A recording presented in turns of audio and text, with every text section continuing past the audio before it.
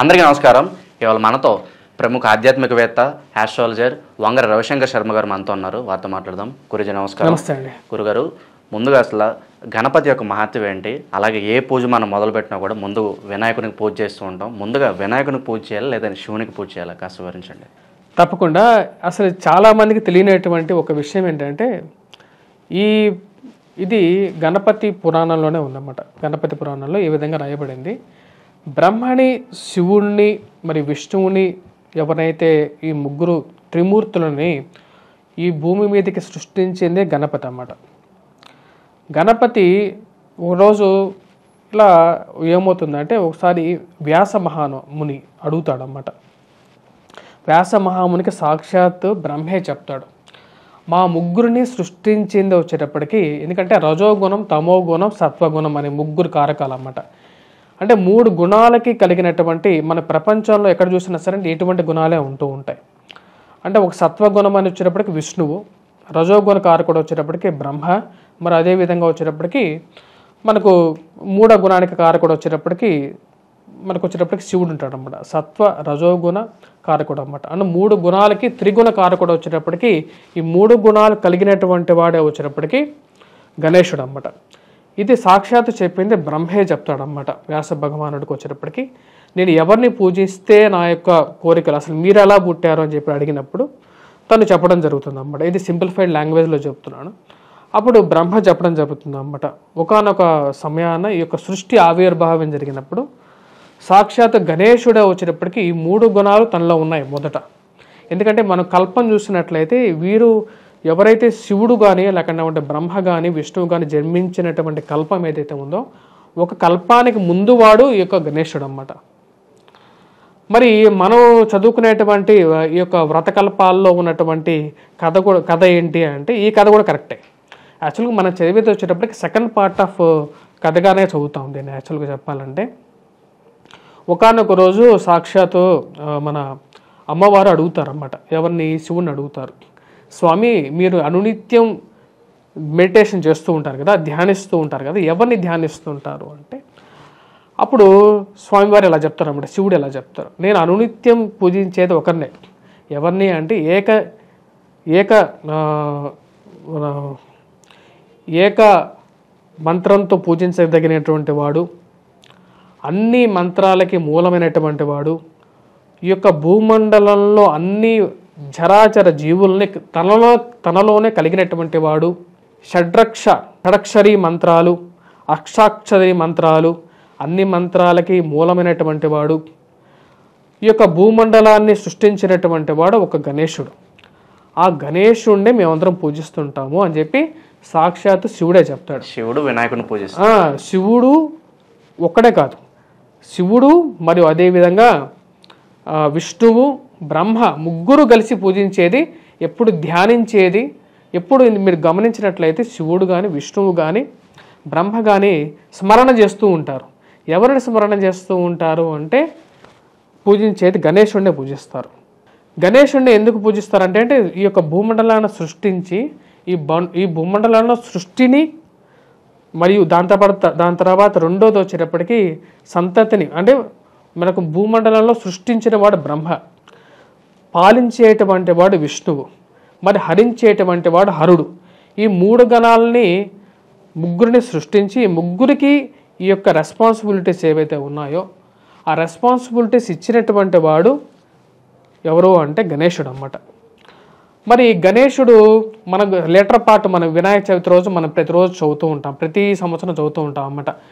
అది ఏంటంటే, గణేశుడు శివుడికి సంతానంగా పొందడం, పార్వతీదేవికి ఇలా జరగటం అనేది.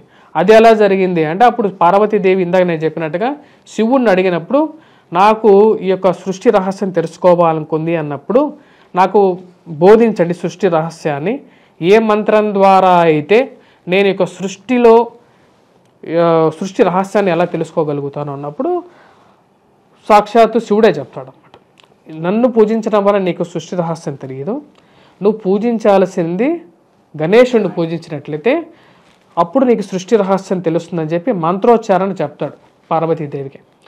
ఈ యొక్క మంత్రాన్ని నువ్వు 12 సంవత్సరాల పాటు నిష్కర్మలుగా, అంటే నిష్ఠతో కూడి నువ్వు ఎప్పుడైతే చేస్తావో గౌరీదేవికి చేయగలిగితే, మంత్ర తపస్సు చేయగలిగితే నీకు గణేశుడి యొక్క అనుగ్రహం పొందగలుగుతామని చెప్తాడు. అప్పుడు పార్వతీదేవి 12 సంవత్సరాలు తపస్సు చేస్తుంది.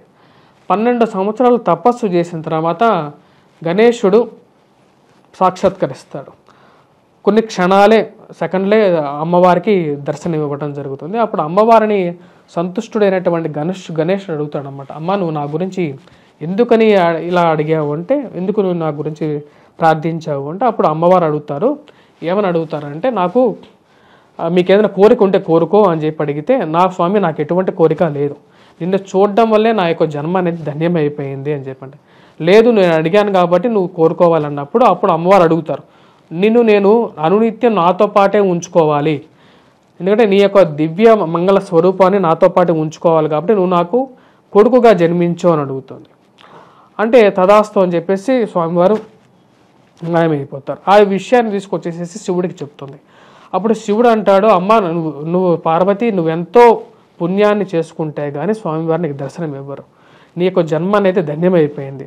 అంటే అమ్మవారికి వచ్చేటప్పటికి ఆ స్వామివారిని చూసిన తర్వాత తన యొక్క వాత్సల్యాన్ని తను వదులుకోలేకపోతుంది అన్నమాట.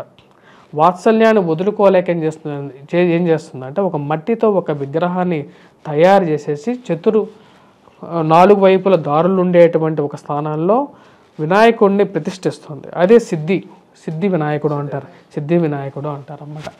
సో ఇప్పుడు శివుడి కన్నా ముందైనటువంటి వాడు వినాయకుడు అన్నమాట. దాని తర్వాత స్టోరీయే వచ్చేటప్పటికి మనం చదివేటువంటి వ్రతకల్పం, అమ్మవారు వచ్చేటప్పటికి ఒక విగ్రహాన్ని తయారు చేయటము, ఆ విగ్రహానికి దివ్య తేజస్సు కలగటము, దాని తర్వాత ఆ యొక్క తేజస్సు ఎంత తేజస్సు అంటే అది శివుడి కన్నా ఎక్కువ తేజస్సుగా కలిగి ఉండటము, దాని తర్వాత స్టోరీ మనం చదువుతూ ఉంటాం అన్నమాట. కాబట్టి శివుడి కన్నా ముందుగా ఈ యొక్క సృష్టికి మూలమైనటువంటి వాడు వినాయకుడు అన్నమాట. శివుడుతో పాటు మనకు వినాయకుడిని ఎందుకు పూజించుతున్నాము అంటే తర్వాత మనకి ఏమనుకున్నామంటే శివుడు పుత్రుడిగా వినాయకుడిని మరి పరిగణలోకి తీసుకున్నాం. కానీ శివుడికి, విష్ణువుకి, బ్రహ్మకి మూలమైనటువంటి వాడే వినాయకుడు. వినాయక చవితి రోజు ఏ సమయంలో పూజ చేయాలి అంటే రాబోతున్నటువంటి వినాయక చవితిలో తులా లగ్నమే మంచిదన్నమాట. అంటే 9:45 నిమిషాలు 9:50 నిమిషాల్లో తులా లగ్నం స్టార్ట్ అవుతున్నది. రాబోతున్నటువంటి 11:20 నిమిషాల వరకు కూడా మనకు తులా లగ్నమే ఉంటుంది. ఈ సమయంలో తులా లగ్నానికి వచ్చేటప్పటికి ఈ యొక్క లగ్నానికి రాబోతున్నటువంటి సెప్టెంబర్ 7వ తారీఖున రాజ్యస్థానంలో వచ్చేటప్పటికి రవి ఉన్నాడు, అనుకూలమైనటువంటి స్థానంలో రవి ఉన్నాడు. మరియు అదేవిధంగా రాహు కూడా మంచి అనుకూలమైనటువంటి స్థానంలో ఉన్నాడు. ఇదే ఉపయుక్తమైనటువంటి లగ్నంగా చెప్పడం జరుగుతుంది. దానికన్నా సాయంకాలం పూజలు చేయటం కన్నా ఉదయం పూట పూజ చేయటం, ఎందుకంటే హిందువులుగా వచ్చేటప్పుడు ఉదయం పూట పూజ చేయటం, మొదటి పూజ అనేది ఉదయం పూట జరగాలి. ఎక్కడ ప్యాండల్లో పెట్టినా సరే, ఎక్కడ వీధి రోడ్ల పక్కన విగ్రహాలు పెట్టినా సరే ఉదయం పూట పూజ చేసుకుంటే మంచిది. సాయంకాలం పూట అనేది మొదటి పూజ చేయడం కన్నా ఉదయం పూట పూజ చేసుకోవడం మంచిది. గురుగారు, నిమజ్జనం ఏ సమయంలో చేయాలంటారు? మొదటి రోజు చేయాలా? ఇన్కేస్ మొదటి రోజు చేయకపోతే ఎప్పుడు చేస్తే మంచిది అంటారు? ఏ రోజు నిమజ్జనం చేసినప్పటికీ కూడా ముఖ్యంగా వచ్చేటప్పటికి ప్రతిరోజు ధూపదీప నైవేద్యాలు అనేది పెట్టుకోవాలి. నిమజ్జనం చేసే ముందు కంపల్సరీగా 1, 3, 5 అంటే మొదటి రోజు కదిలించుకుంటే వాళ్ళకి మొదటి రోజు కదిలించుకుంటారు. ఆ మంత్రం ఏదైతే ఉందో విసర్జన మంత్రం అనేది ఒకటి ఉంటుంది, దాని తర్వాత కదిలించేటప్పుడు ఒక మంత్రం అనేది ఉంటుంది. 2 మంత్రాలు చెప్పి కదిలించుకోవటం, దాని తర్వాత 1, 3, 5, 7, 9, 11. హైదరాబాద్లో అయితే కొంతమంది 9వ రోజు తీస్తుంటారు, కొంతమంది 11వ రోజు తీస్తూ ఉంటారు. శుక్రవారాలు వస్తే కూడా కదిలించకుండా ఉండటం కూడా మంచిదే యాక్చువల్గా చెప్పాలంటే. ఎందుకంటే లక్ష్మితో కలిగినటువంటి వాడు వినాయకుడు. ఇందాక చెప్పినటువంటి మనం డిస్కస్ చేసినప్పుడు కూడా సృష్టికి ఆరంభమైనటువంటి వాడు వినాయకుడు. అంటే మనకు పూర్వం ఎలా చేసేవాళ్ళంటే మట్టితో వినాయకుడిని చేసుకో. మట్టి అనేది సృష్టిలో ఉండేటువంటి ఒక పదార్థం, సైన్స్ అదే కదా. దాంతోపాటు వినాయకుడిని చేస్తాం. మళ్ళీ అదేవిధంగా వినాయకుడిని మళ్ళీ అదే కులంలో నిమజ్జనం చేస్తూ ఉంటాం. అంటే మనం ఏంటంటే రైనీ సీజన్ ముందు మట్టి తీయటం, మళ్ళీ దాంతో విగ్రహాలు చేసుకోవటం, మళ్ళీ దాన్ని కలుపుకోవటం, ఇది ఒక ప్రాసెస్ అన్నమాట. మనం వాడేటువంటి ప్రతి పదార్థం కూడా సృష్టిలోంచి వచ్చిందే అన్నమాట. ప్రతి ఒక్కటి కూడా వచ్చేటప్పటికి దానిలో ఆయుర్వేద మూలికలతో కూడుకున్నటువంటిదై ఉన్నటువంటి వృక్షాలే. కొంతమంది అన్యమతస్థులు ఏదైతే మాట్లాడుకుంటారు, పిచ్చి ప్రలాపాలు ఎక్కువగా పేలుతూ ఉంటారన్నమాట. వాళ్ళకి అసలు ఏది ఉండదు, వాళ్ళ బేసిక్సే ఉండదు, సృష్టిలోంచి వచ్చిన దాన్ని ఏది ఉండదు వాళ్ళకి. వాళ్ళ పూజలో ఏది ఒక మంగళకరమైనటువంటిది ఏది ఉండదు. మరి వాళ్ళు దీని గురించి తెలియనప్పుడు ఏది మాట్లాడకుండా ఉండడం మంచిది. ప్లాస్టర్ ఆఫ్ ప్యారిస్ వద్దు అని చెప్పి మనం కూడా ఎప్పటి నుంచో చెప్తూ ఉన్నాం. ప్లాస్టర్ ఆఫ్ ప్యారిస్ వాడకుండా ఉండాలని చెప్పి జనాలు కూడా చాలా చైతన్యాన్ని తీసుకున్నారు. పెద్ద పెద్ద విగ్రహాల కన్నా వచ్చేటప్పటికి చిన్న విగ్రహాలు పెట్టుకున్నా సరే దానికి ప్రతిరోజు ధూపం దీపం నైవేద్యం పెట్టుకోవటం. పూజలో ఎప్పుడైనా సరే పూజ ముఖ్యం, నియమం నిష్ట అనేది ముఖ్యంగా ఉంటుంది.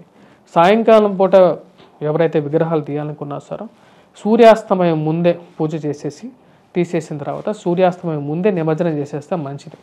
సూర్యాస్తమం అట్లీస్ట్ కదిలించగలిగితే మంచిది. మరి కదిలించడం కూడా రాత్రిపూట ఎప్పుడు లేట్ నైట్ కదిలించకుండా సూర్యాస్తమయం ముందే కదిలించుకొని నిదానంగా విగ్రహాలు తీసుకెళ్తే అది మంచిగా ఉంటుంది. గురుగారు, చాలామంది రాతి విగ్రహాలు కూడా వాళ్ళు పూజ చేసుకుంటూ ఉంటారు కదా, కానీ ఎక్కువ మందికి అవేర్నెస్ ఉండదు. అందరూ మ్యాక్స్ మట్టి విగ్రహాలు పూజిస్తారు. రెండింటికి ఉన్న వ్యత్యాసం ఏంటి? రాతి విగ్రహాలు కూడా వచ్చేటప్పటికి రాతి విగ్రహాలు ఎవరైతే పూజిస్తుంటారో దానిలో ఎటువంటి తప్పు ఉండదు. అంటే పాషాణంతో చేసినటువంటి విగ్రహం అన్నమాట. అంటే మట్టితో చేసినటువంటి విగ్రహం కూడా ఇందా పార్వతీదేవి కూడా మట్టితో చేసే విగ్రహాన్నే చేసింది అన్నమాట.